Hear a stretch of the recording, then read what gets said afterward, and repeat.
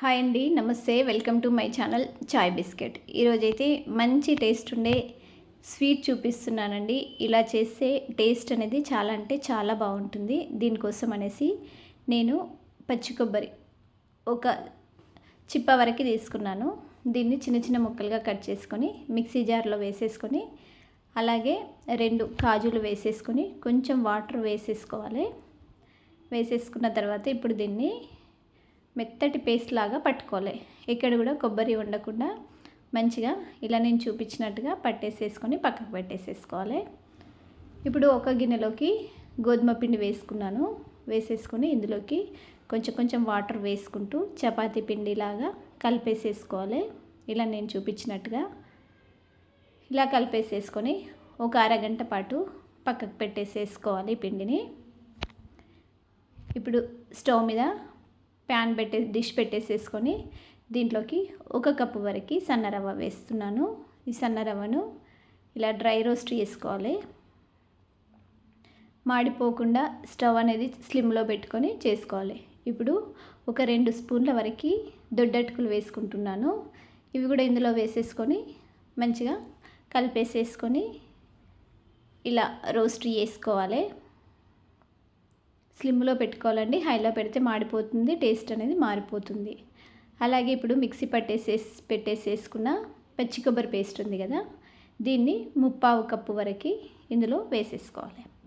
వేసేసుకొని ఇదంతా కూడా మంచిగా కలిసేటట్టుగా స్పూన్తోని మంచిగా కలుపుకోవాలి. అడగంటనివ్వద్దు, ఇలా కలుపుతూ ఉండాలి. ఇప్పుడు ఇందులోకి 1 స్పూన్ వరకు నెయ్యి వేస్తున్నా. స్టార్టింగ్లో నెయ్యి వేయకుండా ఇలా మధ్యలో కొంచెం కొంచెం నెయ్యి వేసుకుంటూ మంచిగా వేయించుకోవాలి. ఇలా వేయించేటప్పుడు స్మెల్ అయితే చాలా అంటే చాలా బాగా వస్తుంది. పచ్చి కొబ్బరి వేసాం కదా, అందుకని మంచి టేస్ట్ వస్తుంది. అందులోనూ నెయ్యి వేసుకున్నాం కాబట్టి టేస్ట్ అనేది చాలా సూపర్గా వస్తుంది. ఇప్పుడే తినాలనిపిస్తుంది, అంత మంచి స్మెల్ వస్తుంది. ఇలా కొంచెం సేపు రోస్ట్ చేసుకున్న తర్వాత ఇప్పుడు ఇందులోకి ఇంకొక స్పూన్ వరకు నెయ్యి వేసుకోవాలి. వేసేసుకొని ఇప్పుడు ఈ రవ్వ బ్రౌన్ కలర్ వచ్చేంత వరకు మంచిగా ఈ నెయ్యిలో వేయించుకోవాలి. ఎంత బాగా వేయించుకుంటే టేస్ట్ అనేది అంత బాగా వస్తుంది. ఇలా వేయించుకున్న తర్వాత ఇప్పుడు దీంట్లోకి నేను పక్క స్టవ్ మీద వాటర్ పెట్టుకున్నాను. ఇలా వేయించుకున్నాం కదా, ఇప్పుడు పక్కకి వేడి నీళ్ళు పెట్టేసేసుకున్నాను. 1 కప్పుకి 4 కప్పుల వరకు వాటర్ పెట్టేసేసుకున్నాను. పెట్టేసుకొని ఈ వాటర్ను ఇందులోకి కొంచెం కొంచెం వేసుకోవాలి. వేసుకుంటూ ఇలా మంచిగా కలిపేసేసుకోవాలి. ఉండలు లేకుండా మంచిగా కలుపుకోవాలి. ఇలా దొడ్డటుకులు అలాగే కొబ్బరి వేసాం కదా, తినేటప్పుడు మంచి టేస్ట్ వస్తుందండి. చాలా అంటే చాలా బాగుంది. మనము దేవుడికి నైవేద్యం చేసి పెడతాం కదా సిరా, అయితే ఇది ఇలా అటుకులు కొబ్బరి వేస్తే టేస్ట్ చాలా బాగా వస్తుందండి. ఇప్పుడు ఇందులోకి 3/4 కప్పు వరకు చక్కెర వేస్తున్నాను. ఈ చక్కెర ఇందులో వేసేసుకొని మంచిగా కలుపుకోవాలి. స్లిమ్లో పెట్టి ఉడికించుకోవాలి. ఈ చక్కెర వేసేసుకొని ఇలా కలిపేసేసుకోవాలి. ఈ వేడికి చక్కెర అనేది కరిగిపోతుంది. ఇలా దగ్గరికి వచ్చేంతవరకు మంచిగా ఉడికించుకోవాలండి. ఇది ఇలా తింటే చాలా అంటే చాలా బాగుందండి. మనం సిరాలో మామూలుగా రవ్వతోనే చేస్తాం కదా, అలా కాకుండా ఇలా దొడ్డటుకులు పచ్చి కొబ్బరి వేసి చేసి చూడండి. టేస్ట్ అయితే చాలా సూపర్గా వస్తుంది. ఇప్పుడు ఇంకా కొంచెం అంటే సగం స్పూన్ వరకు నెయ్యి వేసుకోవాలి. వేసేసుకొని మళ్ళీ ఒక్కసారి స్పూన్తోని ఇలా నేను చూపించినట్టుగా మంచిగా కలిపేసేసుకోవాలి. ఇలా చేసుకున్న దాన్ని ఇప్పుడు స్టవ్ ఆఫ్ చేసుకొని పక్కకు పెట్టేసేసుకోవాలి. ఇది ఇప్పుడు కొంచెం చల్లగా అయిపోయింది కదా, దీన్ని ఇలా చిన్న చిన్న ముద్దల్లాగా చేసేసుకొని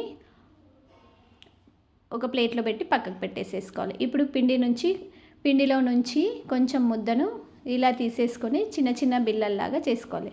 మనం భక్షాలు చేసుకుంటాం కదా, ఆ భక్షాలు చేసుకున్నట్టుగా ఇలా చేసేసుకొని ఇందులోకి ఈ స్వీటును ఇలా పెట్టేసేసుకోవాలి.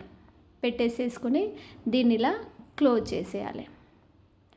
ఇలా క్లోజ్ చేసేసుకొని ఇప్పుడు పీట మీద కొంచెం పిండి వేసుకున్నాను. వేసేసుకొని దీన్ని ఇలా పెట్టేసేసుకొని ఇలా ప్రెస్ చేసుకోవాలి. ఇది ఎక్కడ కూడా బయటకి రాకుండా మంచిగా వచ్చినాయండి ఇలా చేస్తేను. ఇప్పుడు దీన్ని చపాతీ ఎలా అయితే చేస్తామో అలా చపాతీలాగా చేసేసుకోవాలి. ఇలా నేను చూపించినట్టుగా మంచిగా చేసుకోవాలి. ఇదేంటంటే చెయ్యరాని వాళ్ళు కూడా చేయొచ్చండి. చాలా అంటే చాలా ఈజీగా ఉంది. లోపల పెట్టిన స్వీట్ అనేది బయటకు రాకుండా మంచిగా చేసేసుకోవచ్చు. ఇలా మెల్లగా నిదానంగా చేసుకోవాలి.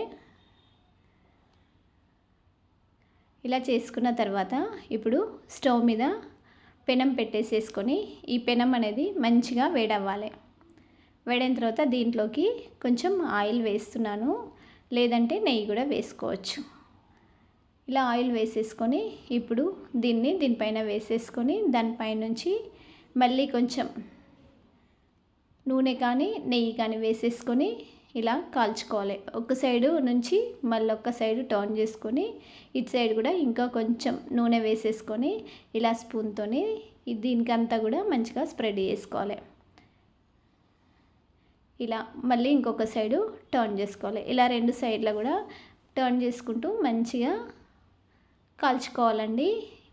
ఇదైతే టేస్ట్ అయితే చాలా బాగుంది. కొబ్బరి అలాగే దొడ్డటుకులు వేయడం వల్ల మంచి టేస్ట్ వచ్చిందండి. అలాగే మిగిలిన పిండి అంతా కూడా ఇలాగే చేసుకోవాలి. ఇదేంటంటే మామూలుగా అయితే నూనెలో డీప్ ఫ్రై చేస్తారు, అలా కాకుండా ఇలా హెల్తీగా చేద్దామని చేస్తున్నాను. టేస్ట్ అయితే చాలా సూపర్ అంటే చాలా సూపర్గా ఉందండి. మంచి టేస్ట్ వచ్చింది పచ్చి కొబ్బరి వేయడం వల్ల. మీరు కూడా ఒక్కసారి ట్రై చేయండి, చాలా బాగుంది ఇది. ఇప్పుడు మిగతా అన్నీ ఇలాగే చేసేసుకొని సర్వ్ చేసుకోవాలండి.